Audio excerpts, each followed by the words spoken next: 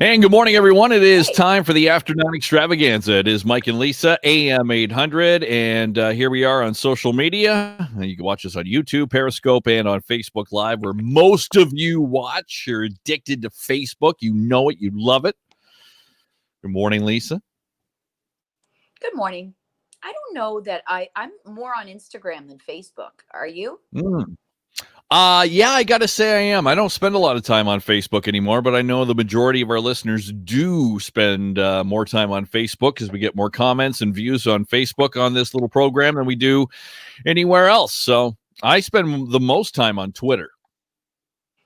Yep, there's that too. Yeah, you wonder what's going to be next, right?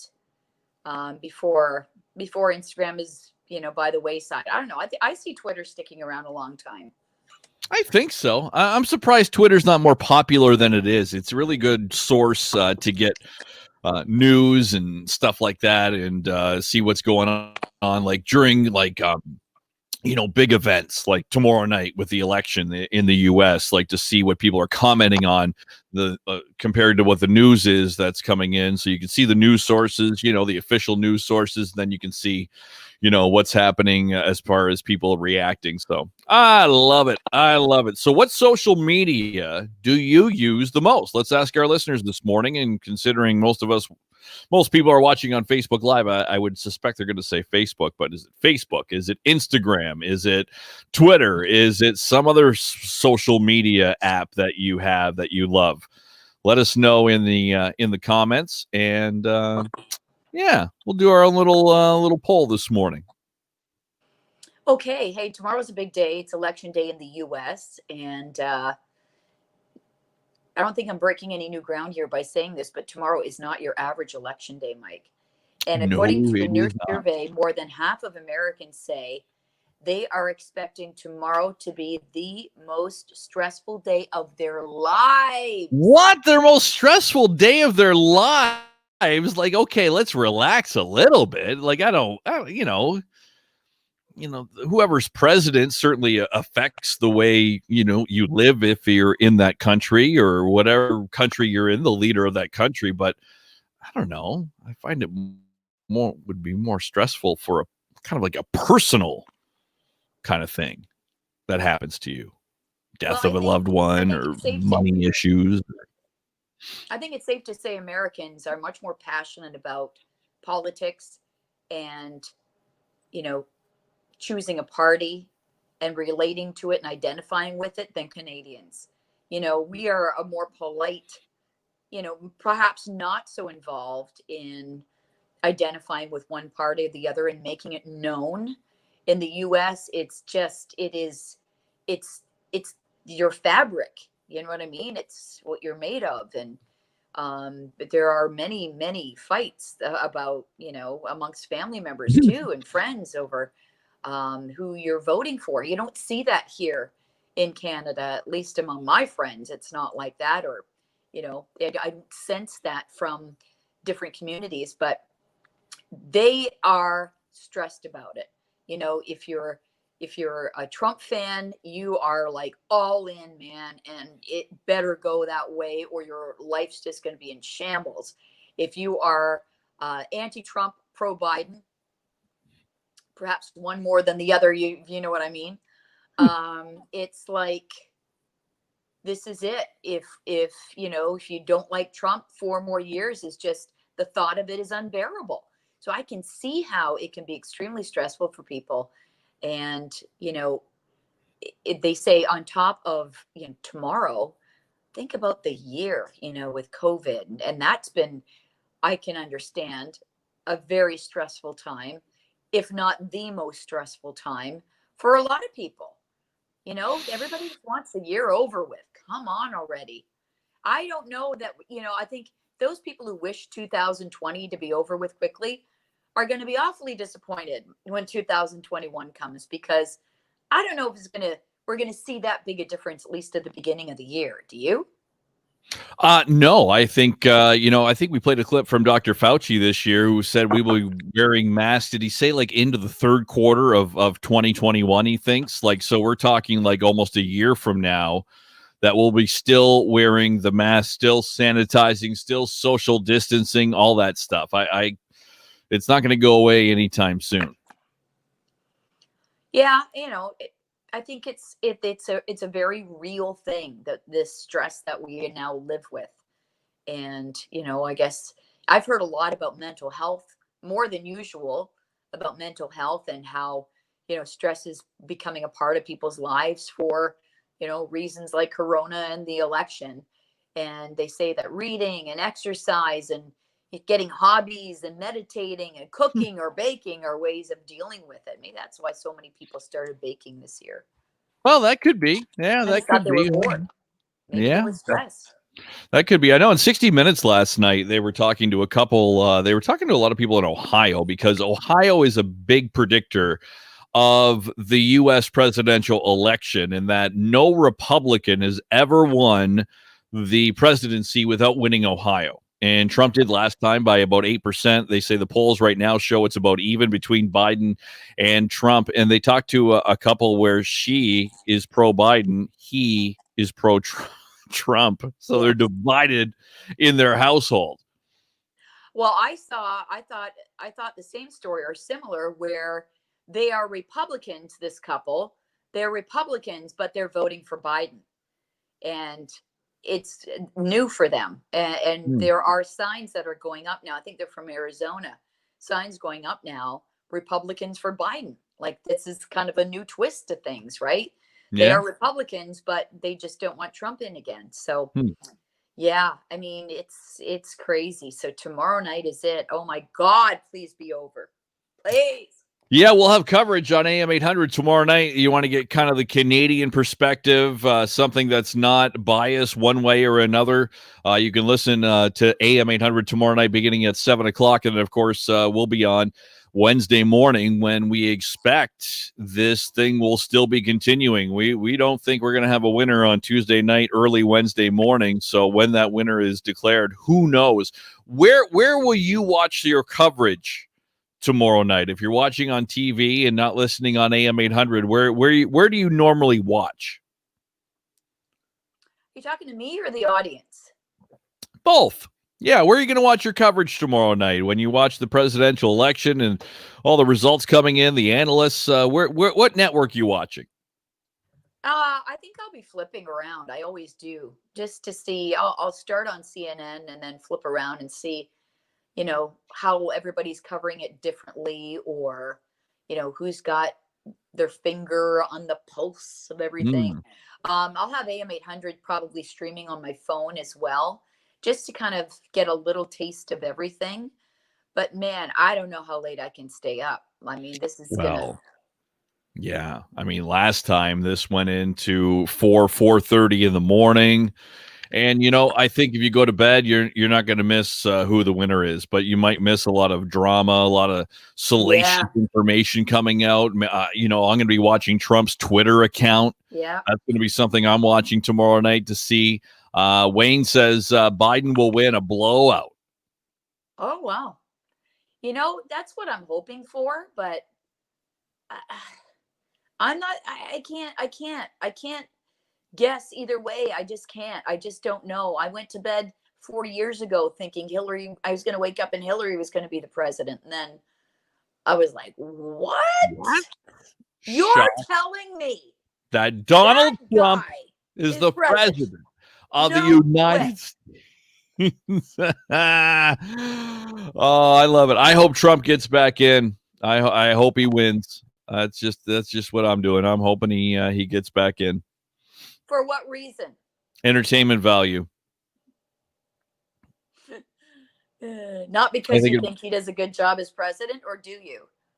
I think he does some stuff good. I think the coronavirus stuff has just turned me against him, though, as far as like who I think would be a good leader. He's handled this horribly, as I've mentioned, but and his leading by example with the coronavirus is horrible too. Like, it's just awful. I have a cousin who lives over in Michigan. He was at his rally yesterday.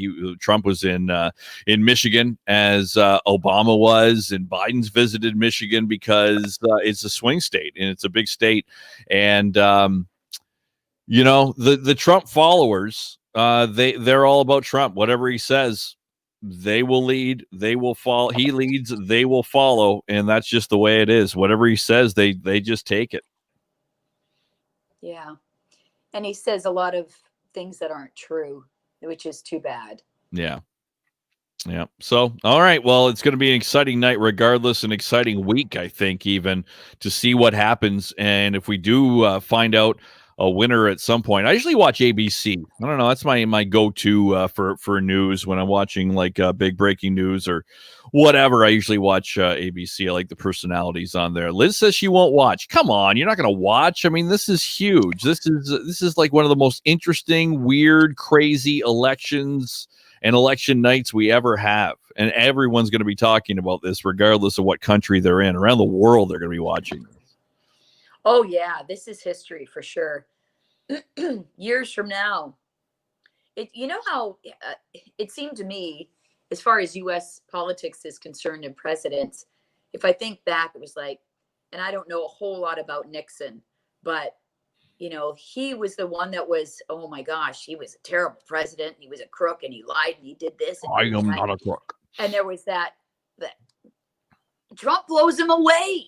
Like this is going to be in the history books forever. Yeah. How weird this presidency was. It's been strange. Especially if he wins. Oh my God. It'll just be one of those. You know, where are we in this world today? Yeah.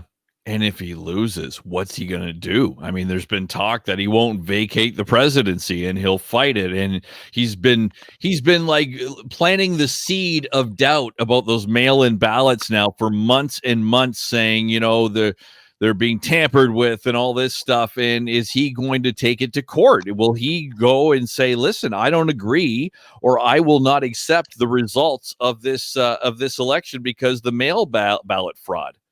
Yeah. You know, I think that's going to be something, boom, he goes to right away if he loses. Yeah.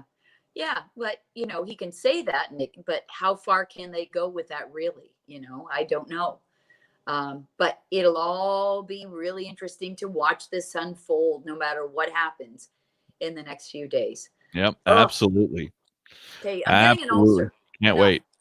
You're getting an ulcer already. Oh my God, it's only Monday, Lisa. And you're getting an ulcer already. Like she's in pain right now, holding her stomach. Sean Connery passed away over the weekend. We didn't really get a chance to talk about that too much on the show this morning. When did that happen? Saturday morning or Sunday morning? I forget. Maybe it was Saturday that he passed away at the age of 90. A lot of tributes coming in about Sean Connery, really what most people consider the best James Bond of all time. Yeah, wasn't he the original for the movies? He was he was it. I guess he'd been unwell for some time. No word on the cause of death, just that, you know, he wasn't well. That's it. Yeah, 90. Hadn't seen him much in public in the last few years. Yeah, and yesterday his wife said he was suffering from dementia in his final years, and that it took its toll on him, and he died in his sleep. So it's the way to go, isn't it? If you're gonna go, die in your sleep. I think that's the way to go. Yeah, but you're right. He'll be recognized as James Bond more than anything, I think. Dr. No back in 1962. Wow, a long time. That From Russia with Love has been around. Never been a big James Bond fan myself, to be honest. Oh, I love those movies. Love them. Daniel Craig's a good James Bond. I like him as James Bond. He's cool. Well, how do you know if you're not a James Bond fan? Well, I've watched them. I just don't particularly, oh my God, a new James Bond film's coming out. You know, I used to be like that with Batman. I used to love when Batman films were coming out. I'm like, oh my God, a new Batman film. But now it seems like they come out every year. It's like enough with the Batman. Yeah, give it a rest for a bit. Yeah, give it a rest. And Robert Pattinson's going to be Batman. I don't know about that. Did you know that Sean Connery, when he was younger in his early days, he made money by being a nude model? Really? Oh, I was thinking of doing that to pay for some of the renovations around here. Wow, really? Yeah. Oh, there might be some money in it for you. Yeah, it could He be. also did some bodybuilding and competed in a Mr. Universe pageant. Wow. It's He quite was the quite the hunk. information. Yeah, well, I guess so. I guess so. All right. Well, Sean Connery, quite the life, and passing away at the age of 90 over the weekend. Okay, so we all had a lot of candy, I think, on the weekend. You know, the leftovers from Halloween, the pre-Halloween candy that's sitting around in bowls in people's homes and stuff like that. We can ask people, how many kids did they get? How much candy did they give away? Did you see a lot of kids? Was it down from normal years? I don't know. We just put like a box of these pre-packaged things. Kelly put them together in a lunch bag and put a bag of Doritos and some candy bars in there, and I think most of it was all gone by the end of the night. And you said you saw a good number of kids, but you saw like less older kids this year. Yeah, seemed to be more younger, less older, probably about 80 kids, something like that, which was a lot. But the weather was perfect. The moon was aglow. Oh, the moon, massive moon. It was a Saturday night to boot, right? So yeah, I thought it was a good steady flow. I was happy with it. Okay. Yeah, loved it. And I don't have a Okay, lot of leftover candy, which is good too. Well, that's good. Yeah, you don't want the leftover candy, but you know, maybe you do if you want to do some competitive eating. And there's this guy, Matt Stoney. He recently won the first ever Halloween candy bowl. He ate 4 pounds, 1.9 ounces total of Halloween candy in 6 minutes. He beat Joey Chestnut, who's like the champion of competitive eating. He ate 2 pounds and 15.9 ounces during the same amount of time. And these competitors down candy corn, Kit Kats, M&M's, Milky Way, Snickers, and mini Reese's Pieces Buttercups. He won $2,500 for his efforts. Oh, and he's going to spend that all on new teeth. Yeah, new jibs for Matt Stoney. Maybe he's the up and comer now. Maybe he's the guy to take down Joey Chestnut at the hot dog eating contest this summer. I wonder how you practice for something like that, or do you? I don't know. Can you practice, or is it just like a natural ability that you have? I think there is some kind of, you know, practice and stuff that you can do. I don't know. Do you like not eat forever and then at the contest you're so hungry that you just down everything? Well, I think no, because your stomach's got to be used to stretching to fit that much food at once, right? Good point. That's a good point. Okay, so if you were in a competitive eating contest and we were going to give you one food to be a competitive eater, to eat as much as you can in a certain amount of time, say 6 minutes, what would you choose? What would be your food you choose for competitive eating? Would have to be something that, I mean, wouldn't be chewy. Like when you were listing off those candy bars, I was like, wow, nothing that sticks to your teeth, right? Because then that would impede how fast you could go. Very true. I don't know, but you'd have to like it too, or your stomach would turn a little bit, right? Yeah, something you like. It could be salty, it could be sweet, it could be a dinner type food, it could be a dessert. What are you thinking? I'm thinking pizza, Antonino's Pizza. Maybe Joe, the owner of Antonino's, could put on a competitive eating contest at one of his locations. I think that would be a great idea.